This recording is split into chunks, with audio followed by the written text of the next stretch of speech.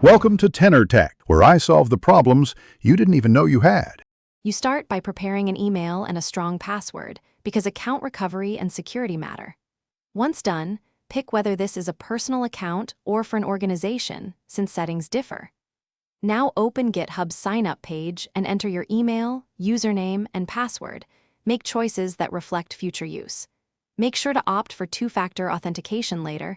It prevents most unauthorized access. This sets a secure foundation before you proceed to verification and profile setup.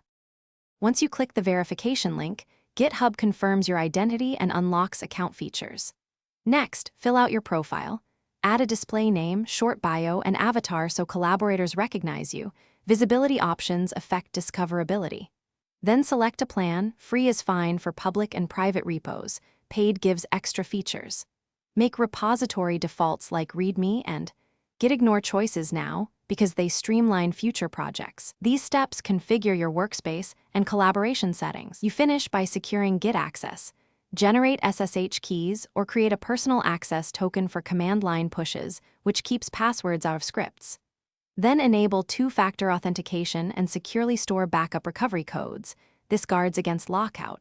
If something goes wrong, first check your spam folder for verification mail, then retry sending the link and clear browser cookies or try a private window.